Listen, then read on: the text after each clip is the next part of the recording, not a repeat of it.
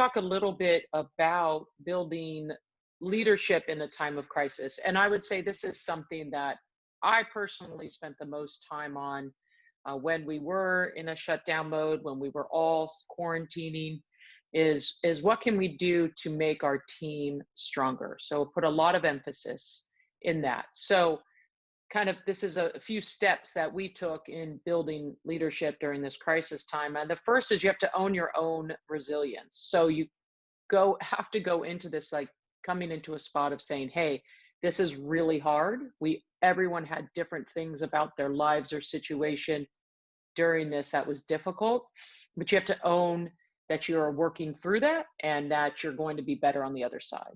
Because if you want to lead young adults or children or whatever age athlete we're working towards that, you have to own your own resilience too. And then step two is over communicate. I found myself thinking, okay, I've talked to them once, I talked to the team captains, and that's enough. But every time I would do that, you would realize there's somebody in the group who had questions, who was having a harder time, couldn't identify it.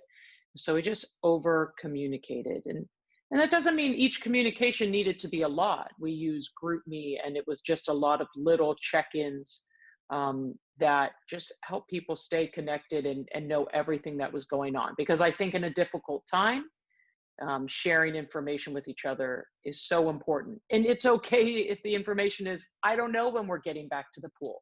I don't know when we're going to be able to train again. But it's just makes people feel like, okay, I'm part of this. I know what's going on. Or even if whatever that is I don't know. I think that still helps people come together. So then step three for me was to find a leadership opportunity for each athlete. And this is hard because you have people in your mind and your team who you think, these are my leaders and those people over there are not. But what I realize is everyone wants to feel valuable. Everyone wants to feel like they're making an impact in their program.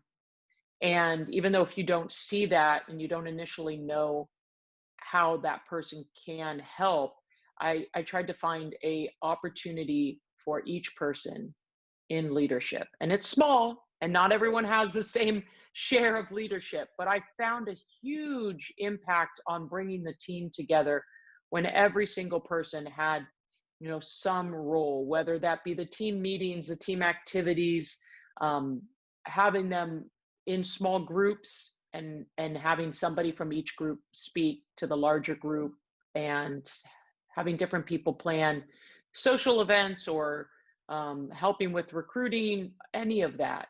Found a leadership opportunity for everyone.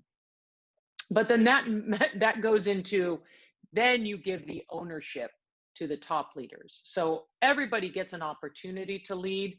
But, that's, as kind of a coach, passing that out, finding that chance. But then you give ownership to your top leaders. And that's not always easy. But I found that during all of this, it really helped bring everyone together, because it coaches, yes, we want our athletes to listen to us, but we don't want to be the only voice they hear. And so by giving leadership to everyone and then really knowing who the top leaders were and able to give them ownership of aspects of the team has been really great in making it stronger.